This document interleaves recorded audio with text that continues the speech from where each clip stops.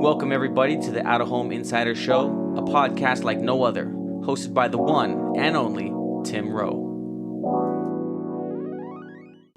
A lot of folks don't know this, but it was actually the car business that led me to advertising and ultimately to out of home. And that's why I'm excited to share my recent appearance on the Dealer Talk podcast about how out of home can be a growth lever for local car dealers in 2024. So sit back and enjoy this podcast, my appearance on the Dealer Talk podcast with Herb Anderson. What up? Welcome to another episode of the Dealer Talk podcast. This is your host, Herb Anderson. Thank you so much for tuning in. Today, we have an amazing guest, none other than Mr. Tim Rowe. He's been on the show before, but it's been a minute, and we're going to be talking to you guys about how you can leverage marketing, traditional marketing, out of home in particular in 2024, so you can have some more wins. Tim, what's up? Welcome back. Welcome back. Thank you for having me back. There's so much to talk about. I'm excited. Yeah, dude, I'm excited about this conversation. I was thinking about, man, who can I have to talk about some of the things that I really want to talk about? Because typically it's all digital. And I was like, oh, I got to have Tim back on. This is the perfect dude to have on the show. So, man, and you know, to kind of disclaimer in the front end of this is like, I'm a reformed digital marketing car guy. Right. So the perspective is I can't even, some of the words that will come out of my mouth today are things that 5 years ago, I didn't believe to be true. And I have seen the light, and I'm excited to share some of that with dealers who could benefit. So yeah, I think this is a perfect conversation to have for what's ahead of us here in this new year after coming out of such a high of success and growth and profitability. And so this is going to be a good one. We kick things off with an intro. I know you've done it before, but I feel like your evolution has been one that kind of merits us talking about it again. So just kick us off with telling us about you, man, and what you've been up to since the last time you were on the show. Yeah, it's been a lot of fun since the last time I was on the show. I now have a podcast that's 4 years old. I think probably the last time we chatted, I did not have a podcast. I didn't know anything about doing a podcast. I particularly didn't know anything really about the category or the advertising channel that I'm most passionate about these days, which is out of home advertising. It's taken me on a journey to working for a startup. We went 0 to 10 million in 2 years. Wow. Went from 6 to 60 people. We blew up the rocket. The podcast has won a bunch of awards. We just cracked the Apple Top 20 U.S. Business News podcast for the first time. Wow. It's been an incredible journey. But specifically, I guess how I got here was really the car business. Mm-hmm. The car business got me to where I am today. I started out working in a parts department, delivering parts. I thought I was like, Paul Walker in Fast and the Furious 1, but I didn't have it was a Ford F-250 with rubber floors, crank windows, and an AM radio. I was delivering brake parts and things like that. But that was my first touch in the car business, and continued through kind of the fixed op side of the house. Was in the Marine Corps, came back from the Marine Corps, said, what can I do that will support my family while giving me the opportunity to go back to school? Car business is a great place to do that because of the flexible hours. So went back on the sales side, went to an agency, sold millions of dollars worth of online and traditional TV, radio, direct mail advertising to dealers. Never bought or sold a billboard in my life. And now I have a podcast about billboards. So that's kind of Tim Rowe in a nutshell. So let's kick it off there, man. Let's start with that because I think I'm very interested in your particular story because at least you started in a niche that I'd never heard any podcasting ever being done. So that must have been like a decision, right? And then, because for me, for example, I was listening to my favorite podcast, which is the Dealer Playbook with Michael Cirillo. I think that podcast is incredible. That whole journey of listening to his kind of inspired me to do this one. But I mean, there's a lot of people in our space doing podcasting, but in your space, it's like, I'm not really familiar, but is there any other podcasts that, or are you completely alone in that sector? So it's kind of cool. When I started the podcast, I asked a colleague of mine, I was selling billboards in a small part of Eastern Pennsylvania. If anyone's familiar with the Lehigh Valley, I was selling billboards in the Lehigh Valley. And I said to my colleague, I was like, there's got to be a podcast about this stuff. Just like think about how I like to learn. I've got an hour ride into the office. This was pre-COVID, hour ride into the office, hour ride home. I love listening to content. It's like, there's got to be a podcast about out of home. And She was like, no, not really. Like it's the pen and paper industry. It's really old fashioned. There's not. So knowing nothing about out of home advertising, that's billboards, wrapped buses, that sort of thing. Knowing nothing about out of home and nothing about podcasting, I was like, I'm going to start a podcast about out of home because that seems like a good way to synthesize knowledge and spread that across. I thought my audience was 11 people. I thought it was the other salespeople in my office. I didn't know it would be 100 countries around the world, topping Apple podcast charts and having as much global impact as it has. But it's been a really incredible journey. That's awesome. Now, and now there's a bunch of podcasts. Now there's like 6 podcasts about out of home, which goes to further validate, right, the first. When you have those follow-on podcasts and they have their own kind of unique spin or take on it, it validates you as the first in the category. So it's been a lot of fun, and we've inspired some other great creators. We inspired an award show for billboards in Nigeria. That's awesome, dude. Wow. Which is so cool. Like, that's so cool. Those are cool DMs to get. Like, hey, I've been listening to your podcast since it was on Crackly Audio. And because of that, you've inspired us to like lead our industry in our country forward. That's amazing. What? Like, I never thought that would be the impact it's had, but yeah, so far so good. That's awesome, man. Congrats, bro. Like, it's amazing. Like, I've talked about this on the show before, but to do something like this, like at any capacity, because I started doing it in an office in my house, and I had I remember having a cardboard box around my mic, which I learned later was a wrong move because like that's not the way to isolate sound and stuff. But I didn't know anything about anything, right? So, sure. Right, you got to figure out how to do a podcast while doing the podcast. Like, that's also part of the mechanics, is figuring out how to do a podcast. Yeah, I had a book, Podcasting for Dummies, and that's kind of that's literally what I used. So good. And now we have studio cameras, a producer. It's like, the journey, right? So you let it grow. Yeah. You let it evolve. It's just, but to do something like this in the past, it would have been hundreds of thousands of dollars. And now you have these mediums, it's free. You can just create the content and do your thing. And what a great opportunity for dealers too. It doesn't, something I've thought about too for dealers specifically around like podcasting as a mechanism, right? Is that you don't necessarily, I wouldn't listen to my local Honda dealers podcast. Let's just be honest, right? But what do we know about podcasts? The SEO value is obscene. Right. Obscene. Why? Because as soon as you distribute over all of these pipes for podcasts, you're using their domain authority. So if I'm the local Honda dealer or I'm the local used car dealer, I would start thinking about podcasting as a distribution mechanism. Mm-hmm. Give me a 5-minute interview with the customer that just bought the car. Hey, Herb, what was it like buying a car here? It wasn't too hard, was it? No. And would you recommend someone came back down and tried us again? And guess what? I'm going to upload that as a podcast. I'm going to push it out over the pipes. And now I'm going to absolutely dominate local SEO for Honda, your town, client names, right? Like, you will be the absolute powerhouse dealer. I want to see someone test that. I think that's a huge opportunity for a dealer to release a podcast. The format is, you're absolutely correct. And the format lends itself very well to like incentives and deals of the month and all this. That's a format that's a little that could be more effective if you get the audience, of course. Wow. To talk about the all the things that are happening for that month versus trying to cram all that information on a long form post on Facebook, for instance. You know what I mean? So interesting, right? The outro to that 5-minute customer testimonial, right? It's a customer testimonial. It's talking about how great it was buying a car here, servicing my car here, whatever. And then at the end of that is an outro of, going on now is our end of year discount bonus sale. Come on down. All that. You can cram all that information right there and let the customers know of all these things that are happening. There's some digital agencies listening right now that are like, stop, that's too good of an idea. Don't say anything more. Anyways, man, listen, we know that there's been some crazy good times, which is weird because I remember when this whole pandemic, everything, I was nervous. I was like, I don't know what's going to happen. Like, dealers they're probably going to cancel services for the foreseeable future. You can't even go to work at a dealership because they're closed or not hiring, or they didn't know what they were laying people off.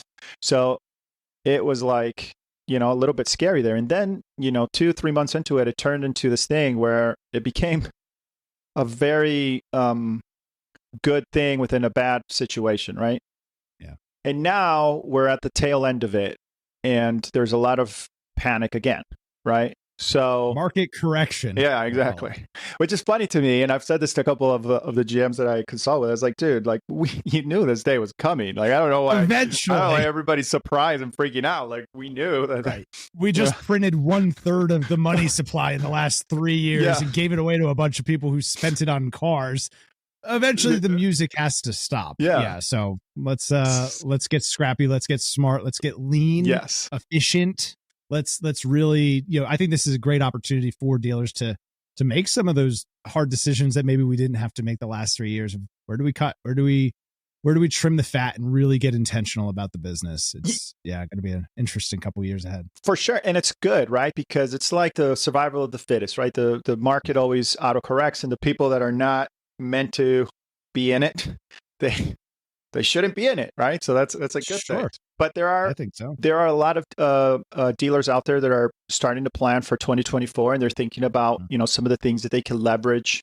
And one of the conversations that I'm having with a lot of my stores is like, dude, there is a humongous opportunity right now with traditional mediums. I think that we have gone too digital, and it's not just me saying it. Look at the stuff, and I've said it before in previous episodes, but this is becoming a recurring theme. Look at platforms like Google, look at platforms like Microsoft Auto or Bing, however you want to look at that, where they first it was VLAs and all listing ads, and let me show you a picture of the car. So you click it. During the pandemic, that was perfect because as long as you had the car, the demand was enough where people were going to click, and they were, they were going to end up on your website, and all that was great. But now with Performance Max, why do you think that they went to Performance Max? Why do you think that now they're saying, hey, give me all your content and let my platform distribute that content and put it in these places where it's going to perform the best? And it's not just about my car anymore. It's about the branding message. Right. Why are they doing that? Because they know that that's the next thing. It's just having your cars out there on all these different places where it's just a picture and the price isn't enough. Because when you do that, you reduce it to price only. That's it. You have a commodity. You're putting it in all these different places. So whoever has the cheapest price is going to win. But if you have a branding message that you can build a campaign around, you can tie your brand around that. Now you're selling the customer on why they should buy from you. Why? And that's a totally different message. And that's why these platforms, even though they're quote unquote digital, are going into that realm, and they're dipping their toes on that, and they're trying to make that the next wave, if you will, of what we call digital marketing. So what are your thoughts on that, concept? What do you think? Well, I'm going to be an unpopular guest after the next 60 seconds, because offline attention arbitrage is the business that Google, Amazon, and Meta are in. The difference is they sell it back to you with a pretty dashboard. They're taking advantage of the fear that small local advertisers, i.e. car dealers, have about deploying capital offline, because there's not as deterministic a feedback loop as spending money on ads on the internet, but it's exactly what they do. Google, Amazon, Meta, they're three of the top spenders on out of home and traditional media. Why? Because they understand that they're converting offline attention into online attention. They're packaging it together with a dashboard that tells you how many people clicked on the ads, and they're giving you that peace of mind that your investment is generating some sort of return on ad spend that they're then using to go spend on more offline channels. So there you go. So there's the truth of it. And as we get into a changing market, right, where we've been coming out of a time of growth and profitability, this becomes a game of market share. This is a game of market. You've got to keep the pieces that you've earned over the last few years. Let me interject there too, because that's a great point. And dealership decision makers oftentimes don't even realize this. And I'm going to break it down for you guys so that, in a way that it's going to make a whole lot of sense. Let's say that you have $100 of marketing advertising budget. You know for a fact, this is a fact, 10% of that money is going to go to bots. So $10 are going to bots. You're going to lose that money. If you take that same $100 and you put 10% into traditional, that's a better return on your investment. That is a better return on your investment, because you know that $10 is going to people, to eyeballs. And then you take that $90. Yeah, there you go. You take that $9 and now it's reduced. Your waste is reduced. So traditional has its place. You cannot forget about traditional. It's underpriced. It's offline attention arbitrage. It's what you're being sold. in all of your digital advertising. That's what you're buying. Yeah. What you're buying is converted offline attention. Okay. Just Google and Meta and Amazon have really great data scientists and ad platform engineers who have figured out how to productize and sell it. Right. So as we get into this time of growth and profitability, kind of moving to the back burner, now we're talking more about market share. Market share is purely a representation of mind share. Mm-hmm. How much attention are you buying in the market? And it's really, really hard to build a brand, to build a top of funnel brand digitally. It's really, really hard. Yeah. I can't think of a single Fortune 500 company built off of Facebook ads.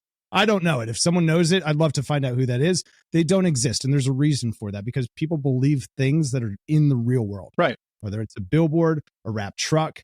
And when you start to look at some of these formats for what they are, they're huge pieces of physical real estate that you can own. I know that's something that every dealer can appreciate. Owning real estate, you have an ownership opportunity in your local community, targeted by zip code, that is in front of the people who have the means to do business with you every single day. When you break it out on a cost per thousand standpoint, a wrapped truck campaign, less than $1 per thousand. Mm-hmm. Billboard campaigns, $4 to $5 per thousand. But you're spending $35 a thousand on CTV because it comes with an auto intender list. Like, that's really hard for me to rationalize as someone who sold it. I sold this stuff and I sold a lot of it. And I just have a very hard time rationalizing that in a serious conversation. Yeah, well, just so I'm a digital guy, right? So there is a place, right? I think there's a place in your mix, but just like I explained right now, yes. If you go 100% digital, 10% of your money's gone. It's a waste. Gone. Right? So there is, you have to make room in your marketing budget for to have a more comprehensive marketing mix, if you will. The problem is, and if you don't believe me, run an ad, run a lead ad on Facebook and tell me how many of those customers actually pick up the phone or are the right numbers. It says you had, my cost it's $1 per lead. Great. Fantastic. How many of those people actually are real human beings? Sure, right. So came into the showroom. Yeah. Gave you an opportunity to give them a demo, service their vehicle. Yeah. Not a whole lot of them. So, and that goes, I'm just going to switch it to AIA ads. Okay, fantastic. Why? Because the numbers, there's clicks. Okay, but you think that the bot traffic went away just because it's clicks now? Yeah. Like, you know what I mean? Like, that's a mistake and a concern for me, even as a digital marketer, because we're going too digital. And to your point, right, there's no way to create a true branding message on Auto Trader. What you got? Your car and your price. What else do you got? You're going to put in the comments. People don't read comments. Right. You're going to put in. You're selling a price. Yeah, you're selling price on an item. So like we don't understand that the marketing is the how, but the branding is the why. It's the why. So you have to be able to tell the customer the why. And you can't do that if you're 100% digital. It's very, very difficult, especially for those stores out there that are growth focused. Good luck, because now you have prices that are higher than the average, and you're putting your cars in 1,000 different places, and people are just going to look at it and be like, "Oh, you're overpriced. No, thank you," because you don't have anything else. How else are you telling your story? How else are you telling the customer why they should buy from you? Why should they pay that extra, 10% or 12%? You know what I'm saying? Let me give you some scary statistics, and I'm with you. So, and my pitch is extreme the other way, because it is that overcorrection that I think ultimately lands you in the middle. Right. It's a harmonic balance between cheap top of funnel attention, right? How can you do the same thing that Google, Facebook, and Amazon are doing? How can you arbitrage the top of the funnel to fill that bottom of funnel that you've got humming? Let me give you a few stats here. 1 in 10 people are using a VPN to mask their location. So there goes your location targeted marketing, right? 50% of the population, 50% of everyone in the US is using some sort of ad blocker. The cost to create the content that you're using for advertising, you're surely recognizing that's going up 20 to 40%. The cost to create content. Brand Folder reports that 68% of content created goes unused. So net that math out. Ad effectiveness online down 30%. The cost to acquire a customer for a baseline of 10,000 companies on the internet is up 50%. Wow. And those numbers...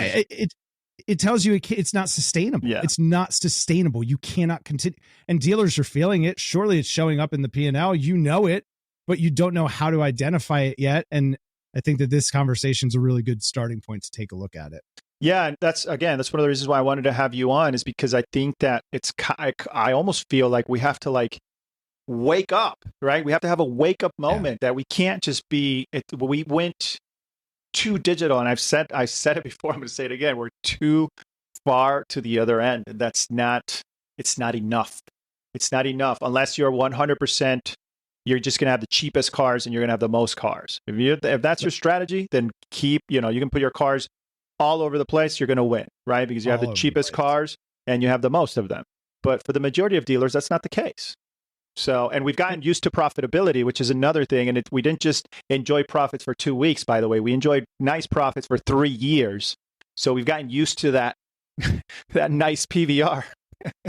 And something that's interesting that I think, let's pull two concepts together here, that $100 ad budget that you played with before, and go all the way back to the beginning of COVID. What did every dealer do in the uncertainty? Went dark. Yeah. Every dealer went dark. Yeah. Because I don't know if I'm going to be able to sell cars, open the dealership. I don't know if I'm going to even be in business. Everyone went dark, right? And then to your point, hey, we were making hay, so we're just going to spend a lot of dough, and we're not really going to, manage the checkbook as tightly as maybe we should. But now let's think. I have some friends I talk to frequently they're still managing dealerships, and it's funny to hear the conversation about we're a digital dealership. We're a digital dealership. Let me tell you how I would kick your ass if I knew you were a digital dealership. I'd say that you're spending $100 on digital. Cool. I'm going to do exactly what Herb said. I'm going to take $10 out of my 100 and spend it on some sort of offline media, because that $10 is 100% more than what my competitors do. Exactly. It's that easy, right? Yeah. I've de-risked my exposure to how much of my budget's going to bots, right? Because 10% of 90 is that $9 that we talked about. So instead of $10 and 10%, it's $9 and 9% of the overall budget. And then you're building that compound effect month over month over month of having a couple billboards. You've got a mobile recall center. You're doing mobile warranty work. Why not put a couple of wrapped box trucks on the road? It looks like you've got crews everywhere. Guess what branded delivery trucks do? They make deliveries all over town, which guess what? That means they sit in traffic. Like, I've never sat and stared at a Facebook ad for 7 minutes. Yeah, right. I don't know if you have, but I've sat in traffic behind a truck before. For sure. And right? Yeah, and you guys talked about it in a recent episode of your show where and I can't remember if it was you or your guest, but they were talking about like you can park that car at a Walmart. Sure. What are they going to say? They might call you and be like, hey, I need you to move this car. But how many people are going to see that car parked there? You know what I mean? With all that foot traffic. Easy peasy. Yeah. Right? Like, hey, it's the end of the year. Let's do an LED truck. If you've never seen these things. So like movie theaters on wheels, right? You've got two sides of the truck that they play full motion video. You've got the full back. It plays sound outward. So it's like an ice cream truck, and you could be driving that thing around your town while everyone else is out shopping for a few G's on the weekend. Like, okay, cool. Yeah, your balloons look great, but also I just got stuck in traffic behind a movie theater on wheels. Yeah. Like, I don't know, like those opportunities. And to your point of like over optimized to digital, I sold it. Like, I've reformed. I've seen, and here it's not just me. Airbnb, the CFO from Airbnb talks about this all the time, that since they switched from performance marketing to more brand marketing, they've gotten back to growth. They're more profitable. They're a healthier company overall. Adidas, same thing. So these are big mega global brands. And again, the ad platforms that you're buying attention from on the internet, they're all doing this anyway. They're just not telling you they're doing it. So I think that should be your permission slip to try something new and to break out of that echo chamber, if you will. Yeah, two things I want to talk about. I want to talk about the digitization, because there is a digitization to traditional or out of home, and we're going to expand on that in a minute. But the other thing too is that it's a differentiator, man. To Tim's point earlier, like your competitors stopped doing that a long time ago, just like you did. So yeah, go back to it. And just because your digital agency thinks it's a crazy idea, the reason they think it's crazy is because they don't understand it, and they don't benefit from it either. And they don't benefit from it either. But I actually think that's the opportunity for digital agencies. Is like, here's what let me clarify that. Effect, let me clarify that, because it's not like they benefit financially. Of course, they have their agency fee, but they don't benefit on the metrics because they can't prove that it works. That's what I mean by that. So here's where I'm going to give permission slip to the agencies now to do more of this stuff. And you can email me if any of this is interesting, tim@theoohinsider.com. I have 4 years of content on exactly this topic coming from a car guy perspective. What shows up in the analytics? Reduced cost per click. Your SEO performs better. Your SMS response rates go up. Your email open rates go up. Your direct mail performs better. It's the ultimate in grassroots credibility. Mm-hmm. It's a trust and authority builder that no Facebook ad could ever create. A billboard on the side of the road, and then I get home and I see the CTV spot because it's zip code targeted, or I'm doing some sort of exposed audience retargeting because I want to be extra efficient. And then a direct mail piece shows up in my mailbox. That's how you win in 2024 is you think more about efficiency. It's not about excluding or including only specific tactics. How can I be most efficient in my market, in the zip codes that matter most, with the vehicle lines that matter most, and specifically with parts and service? Because that's, I think, the biggest opportunity right now is to do some of the things we've talked about and to lean into that parts and service messaging as the economy tightens. People aren't thinking about buying new things as much. They're thinking about maintaining what they've got. So how can you own that mind share and create additional market share for yourself as the place that people service their vehicles during challenging economic times? Because they're going to be car buyers when we get to the other side later. Yeah, of course. No, I totally agree. And so to talk about the other point that I mentioned, the digitization, which you kind of referenced already, is, dude, you can still, like, you could pull a list from your DMS, right? You can put a parameter, right? Geofence, you can run this. You can run, like, okay, let's say you run TV in a billboard and radio. Can you not check your website visits when this campaign is out there? What's the high traffic for the billboard? Well, it's from 7 a.m. to 9 o'clock because that's when people go to work. Okay, great. Now check your website from like 10 to 12 and see if after you put the billboard, you start to see a spike because I got to work. Oh yeah, let me go to the website because now I'm looking for a car. If you run a TV spot, when does it run? Okay, it's on prime time. Great. Now check that 2-3 hours after the fact and see if you see, after you started that prime time spot, if you start to see those that website traffic or that correlation of, oh, all of a sudden now I start to see a spike for people going to my website. It's not a coincidence, right? No. You can set a benchmark of, hey, this is prior to the ad, this is after the ad. And you could clearly see that there's a correlation in digital form of people going to your website, which is ultimately what you want. Like, I'm a big fan of, not a big fan, but all my strategies are based on driving people to your dealership. Like, I don't care about having my cars on somebody else's website. I don't care. Like, I know I have to be on there. It's only good for them. Right. I know I have to be on there. I will be on there with the minimal possible budget, and that's it. And the majority of my advertising should be to drive people to my sandbox, where I control the experience. I control the narrative. It's only my inventory and not my competitors. And so there's an absolute, like, I was talking to a dealership the other day, and he said, dude, why don't we just do a billboard that has my website on it? And I was like, yes, let's do that. Black background. It's just www.whatever.auto.com. That's it. Yes. Just do that. Yeah. And then see if you don't see a correlation of figure out what the high traffic areas are, and then look at that for a couple of hours after those times, and tell me that you don't see a spike. Search console. Go right to Google Search Console. Go right to Google Analytics. Look at your Google My Business. Look at phone calls, direction requests. Look in Google Search Console for branded keyword traffic. Look in your analytics for direct and organic traffic lift. That's where it's going to show up. That's exactly where it's going to show up. And I've seen it consistently over and over and over and over and over for the biggest brand, from the LA Clippers to Leafly to B2B SaaS and fintech companies. The way that they think about, and it's interesting coming from the world of auto, where everything is so scrutinized, and what did this tactic do for me this week? And, did this car sell or not? It's not how these companies think. They look at the overall cost to acquire a customer relative to the lifetime value of that customer. They're not sitting there scrutinizing. They're looking for, hey, I changed this lever. I turned on out of home. I added television. I mixed in CTV. Did my overall cost to sell a car go up or down? Right. Up or down? Did I get more customers? Did I get more traffic? Very holistic, not through the lens of a microscope where I'm looking at every every tactic specifically. And something that I think is interesting too, and I did this when I was running marketing for a dealer group. This is really before I got into out of home. We ran a blind credit campaign. We created a completely second brand that was just for special finance. We had a vanity telephone number that was 1-800-FRESH-START. We did billboards. We did cinema advertising, 100% direct response. And that phone number led to an IVR that was then manned by like a call center if they qualified through the kind of soft credit check. Another way to start testing other things. Maybe you have maxed out everything that your dealership can do in your footprint.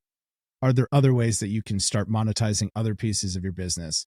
So I think that just thinking differently than what you've been kind of conditioned to as someone who's broken out of the matrix, it's pretty exciting. And I think that dealers are going to be more profitable as they start to think through some of these things and really make those hard decisions. Yeah, I agree. And I think that the other thing too, I think that these agencies did a bang up job of selling you on, oh, you don't need to be untraditional anymore. Right? Totally. Because you couldn't. I was him. Herb, I was him. Yeah, because you couldn't quantify, right? So I used to sell TV, right? And it was a very, okay, we have an audience of X, but what do you trust in Nielsen ratings? I mean, we know that how inaccurate those numbers really are. Sure, it's a diary market. Yeah. So, I mean, and I was selling in the Hispanic market, which, like all the data shows that actually Hispanic audiences still to this day actually do watch commercials and they do watch shows live, and the data supported the reason why they needed to invest, but still everybody was switching to digital, and it was like, yeah, I mean, yes, there's some advantages, and yes, there is not that data is not what I'm trying to get at, but the attribution that everybody always wanted to see with some of these traditional mediums like radio and TV, and so you could see it that way, but it's not. Just because, to your point earlier, just because it's on a pretty dashboard and it says that you got this click for this price doesn't necessarily mean that that was a valuable click, right? And did it do anything to building long-term brand equity in your dealership, right? In your brand? So, and what I realized through this kind of a journey myself to learning and loving out of home is that for marketers that haven't tested offline before, or maybe used to do offline, but it's harder to rationalize because we don't have as clean a data set. I realized it's really about creating investment confidence. How do I confidently invest in the channel? And what's interesting about out of home, and we're seeing more use cases for it in radio and traditional linear TV, but there's a few different companies. One is Placer AI. And what they do is they actually are a commercial real estate and kind of civic planning location intelligence company. And what's significant about data collected for that use case, for the offline purpose of commercial real estate, what roads should we detour onto when we're doing this big construction project, which neighborhoods have the highest crime rates relative to where we should build the next school. When the data is collected for that purpose, it's not subjected to the privacy laws that impact ads targeting on the internet. So why is that important? It means that the real world is more deterministically targeted than the internet. If you need to see, I can look at your dealership, your competitor's dealership. I can tell you which roads their customers take to get to and from the dealership. I can tell you where their customers go before and after. I can tell you how long the average customer waits there. Oh, hey, they have an average wait of 120 minutes. You have an average wait of 150 minutes. You have a 3.5-star rating. They have a 4-star rating. I think we have a problem here. Or I know which roads their customers are taking when they leave. You want to run a conquesting campaign? I know about a little billboard on this side street that 64% of their customers take when they're exiting the dealership. That's $300 a month. Well, you did a video. I saw that a while back where I thought it was pretty awesome. Actually, you were like, "Now this is a perfect out of home campaign," and you were driving, and like it took me 40 minutes to get, and every 15 minutes there was a billboard for that same business. You're like, you're gonna tell me that they didn't see that? Like, come on. They're up right now. It's for an oil company, and it's funny, but we saw them this weekend on the way to church, and my son said, we were like 3 towns away. Our church is about a half an hour away. We live in Hackettstown, and the company's name is Hackettstown Oil. We saw their billboards 3 towns away, and my son confused goes, "We're still in Hackettstown?" He associated the billboard right, with this company who he's seen a million times. That's the sort of ownership that a billboard creates. For a second, my son was confused where the heck we were. and that's such a cool opportunity. So, and even if it's not a traditional billboard campaign, I know that especially for like the digital focused dealers, programmatic digital out of home, you can dominate your local market. You can be in every doctor's office. You could be at every gas station pump. You could be in every C-store. It doesn't necessarily have to be a big billboard on the side of the road or a wrap box truck or something big and expensive. But you don't see that anymore, Tim. You don't see it. Like, I was thinking about that the other day. Like, the only time I see a dealership billboard is those digital billboards where it lasts for like 5 seconds and then the thing is gone. Right. And they're doing it because it's like a promotional push. It's like a bundle that's bundled with their agency, and their agency can say like, oh yeah, I got you on this billboard. It's just kind of like an afterthought sort of a deal. So it's not really a campaign with a branding message that's targeted to tell the customer why they should buy from you, instead of, hey, I got the car and I got the cheapest price. So, and it's a moving target, right? And it loses that factor of, this is my flag. Yes. I am claiming this territory is mine. When I put up a billboard, when I put a piece of static, large format, lots of square footage advertising into a market, I'm saying, I'm here, I'm serious, and I'm not leaving. Yeah. And that's a powerful, powerful thing to be able to do. Well, that's the other thing too, that we lost the connection. And I'm speaking 100% about the car business. So marketers outside of our industry that look at this isn't towards you, but we've lost our identity, our marketing identity, because every time we do a marketing campaign, it's always about this month, this deal, did I sell a car? And that's traditional. This is what I tell the dealers when they ask me for a full strategy. You're going to do this much percentage of your budget in traditional. You're going to do it forever. And we're never going to talk about results. We're never going to measure how the billboard, if anybody, you're not going to ask me about, we're just going to do it. We're going to do it forever. You're just going to approve the creative every month. And that's it. We're not going to talk about it anymore. Like, it's just because we get lost in this thing that, oh, I have to have the click, or I have to know exactly what I got out of this. It's just not. Those are things that, think about it. Like when you're looking for a car, for instance, let's talk about dealerships. You're probably not going to see that message subconsciously at a subconscious level. You're going to be aware of it. It's just like when you when you walk into a room, you're aware of everything that's in the room. But if somebody asks you, what color was that chair? You're probably not going to remember unless you sat on it. Or you wanted to sit down and somebody was sitting on it and you're like, man, I really want to sit down, but somebody's in it right now. Or, you know what I mean? Then you will remember it because it's something that it became part of your memory. And that's exactly what these things do. It's there. It's in your subconscious going until you need it. And then boom, that's the website you go to, or that's the dealership that you stop by because you've been so ingrained in that message. And it's not, they don't just have cars at a price, but these are the reasons. They've told me multiple times, this is why I should choose them over the competition. Right. What did we used to say when you let a customer out with a price that was so low and you were never going to take that deal? We're going to break their legs. We're going to take them out of the market. Right. Well, what if you could take a customer out of the market because you own their mind share? Right. Yeah. Right. Because they didn't even think about the other guy. They didn't even think about, or they shopped their website, but they saw your billboard 4 times in the last 3 weeks, and they're like, dang, that I feel like it's a sign. There's actually I learned this from Andrew Huberman, if anyone's interested in the Andrew Huberman podcast. So it's called the reticular activating system. And it's when we're paying attention for those little markers, right? And when we're super focused on our phones, it's very close to our, right? It's close to our line of sight. So we're focused in, well, what is that? That's a very intense emotional state to be in, right? It's why we're fatigued at the end of the day. That's digital ad fatigue, right? Because 2,000 years ago, that meant you were hunting a saber-toothed tiger, right? That's what that is designed for. While things that we observe on the horizon, we're in a more relaxed state. So to your point exactly, it's a more subconscious, I'm more receptive for it. I'm in a more relaxed state. Mm-hmm. I'm actually more primed to receive your advertising than when it's 2 inches in front of my face. Exactly. What a crazy concept. Something else Google doesn't tell you. Yeah. So I used to say this for SEM and SEO, and I'm starting to use that for traditional because I'm just trying to get this message across. So SEM is for now, right now. I'm looking for a car right now. I just want to find, I know the car that I want the cheapest price. Boom, you're there. Okay. You can search. I'm there. You had your presence. So you're probably going to get the click. You're probably going to sell the car. But the traditional is the long-term strategy. It's the long-term success strategy because it should be about branding. You're not going to put one car in a billboard and say, this car is $20,000. You're not going to do that because that's not going to be effective, right? You got to sell the customer on the reason why they need to choose you over your competition. Same thing with the commercial. What are you going to talk about? All 300 cars you got on the lot? No, you can't do that.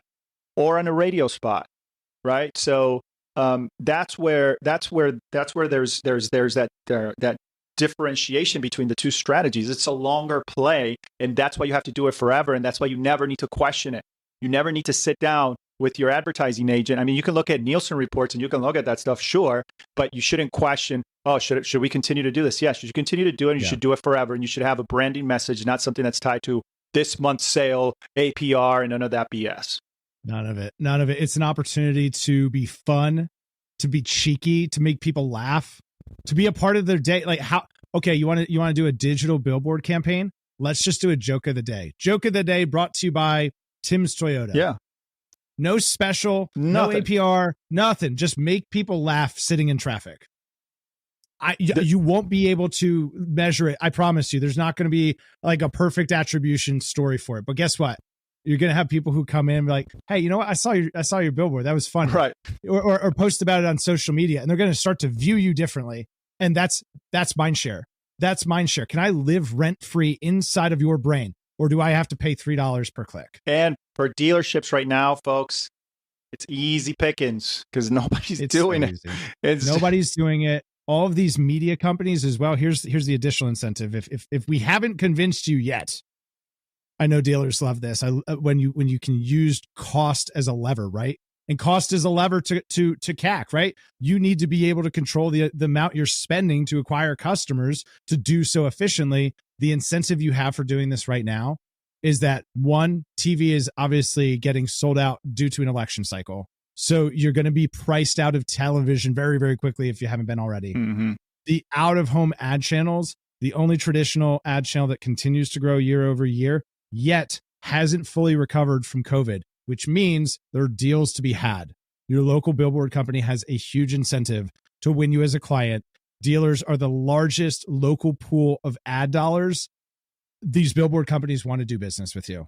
They want your business, but they don't know how to talk to you because they don't know how to speak digital car dealer. Yep. So give them some grace, give them an opportunity to win your business. Understand that you would be a great client for them and that they will deliver you tremendous value. Perhaps consider, like Herb has talked about, don't ask me questions. Yeah, that's got to sit on the part of the advertising statement that your GM, your digital marketing director, they don't ever get to touch. Right. That's in the black box that no one can ever alter. But if you make that investment, and co-op. Right. Co-op. Yes, I was just going to say, and then you can also co-op it. Right. They're going to give you 50 cents on the dollar. Why the hell aren't you doing it? Yeah. So, anyway, dude, we're getting close to that time, man. I really, really appreciate this. This has been an awesome conversation. I can't believe 50 minutes already. I feel like we just started talking. Jeez.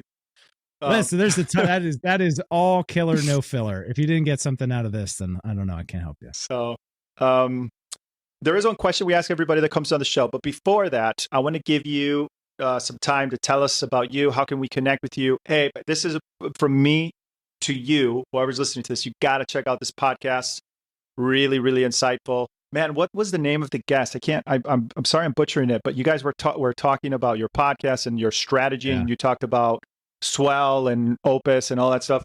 I want to reference that particular podcast. I'm going to put it in the show notes, a link to that particular podcast, and then a link to Tim's full podcast so you can go check it out. But that episode was really, really cool. I enjoyed that a lot. Really good episode. Yeah. And it was fun because I was actually a guest on his podcast. His name's Cody Schneider. Yes. He's an AI founder and a growth hacker marketer that I really put a lot of faith into, and he's helped me grow the podcast a ton. So that episode specifically is called In the Pit. You can go to theohinsider.com and it'll be on the first page, but we'll make sure that it's linked in the show notes below as well. And I think that the value for dealers to take out of that, which is, and this ties off, like comes full circle on where we started about, starting podcasts. Why? You have an opportunity to develop your own personal thought leadership brand. And whatever happens in the car business, whether you do billboards or not, the value that you bring as an executive to the companies you work for, more and more is going to be associated with your personal brand. That podcast specifically is about how to build a personal brand, at least the way that I've kind of discovered how to do. And it doesn't mean you need to be a full-blown podcaster, but I think it's something really important to think about. It's a great opportunity for people to get out, to help grow others, but also to build a little bit of a moat around yourself as well. So that's a great episode. Thanks for bringing it up.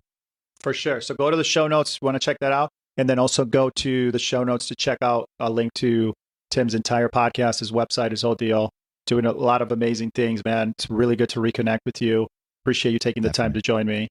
And we do ask a question to everybody that's on the show. And that question is, where do you see the automotive industry headed in the next 5 years and why? 5 years. All right. So I'm going to advance us to 2024 plus 5. So 2029. I think that car dealerships are going to look more like delivery centers. I think that the shopper experience is going to continue to morph and be more like a software customer experience where I've got someone who's dedicated to giving me demos. I've got product experts, and I know some dealers are already doing this. I think that streamlined dealership process is going to be more at scale in 5 years.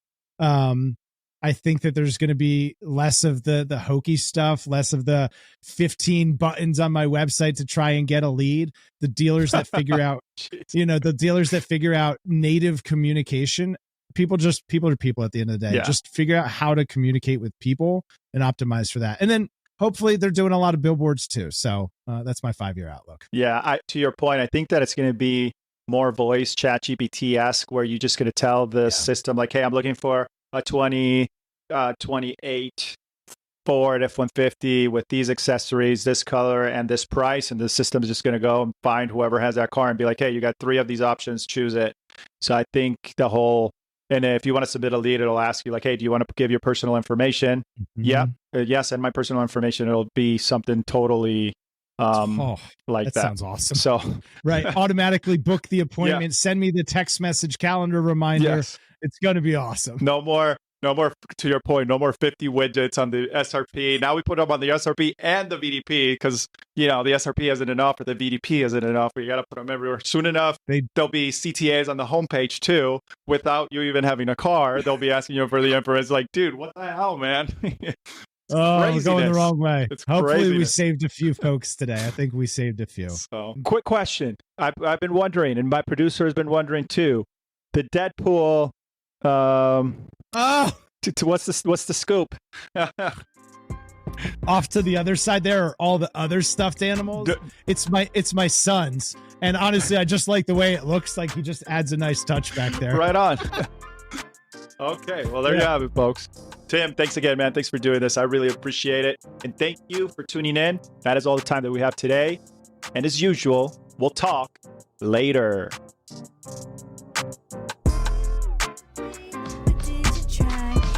Take a lifetime to know just who you are.